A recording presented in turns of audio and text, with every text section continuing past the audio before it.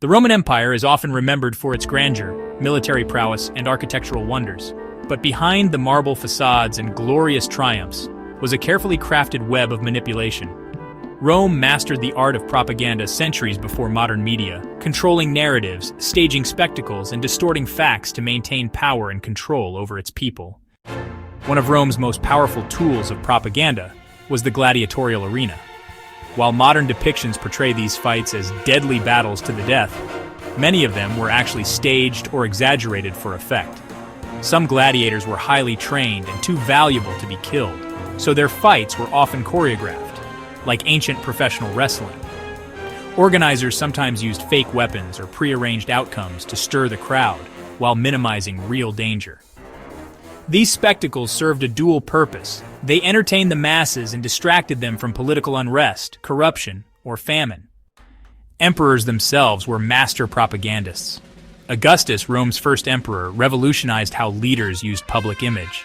He sponsored literature, coinage, and architecture that portrayed him as a savior of Rome, a bringer of peace, and a divine figure.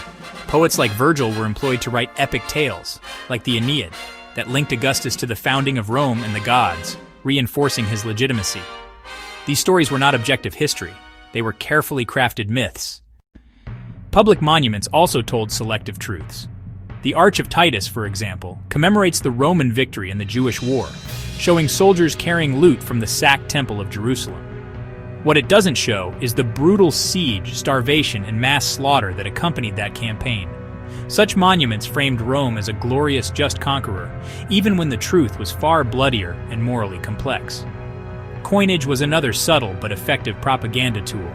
Emperors placed their images on coins, along with phrases like restorer of the world or bringer of justice. Since coins circulated through all classes of society, even the illiterate absorbed the emperor's crafted persona. In times of crisis, emperors would commission coins with messages of unity, divine favor, or military success, regardless of whether those claims were true. Roman historians, too, were often biased or under pressure to write favorable accounts of the ruling elite.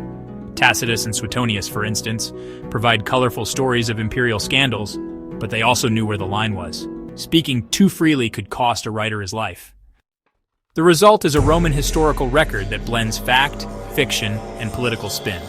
In a world without social media, radio, or newspapers, Rome still understood the immense power of narrative. Through staged spectacles, controlled media, and carefully curated public images, the empire ensured its citizens saw what the rulers wanted them to see. The manipulation of truth wasn't an accident, it was a statecraft perfected over centuries. Rome didn't just build roads and empires, it built illusions. And in doing so, it created one of the most enduring legacies of all, the political power of propaganda.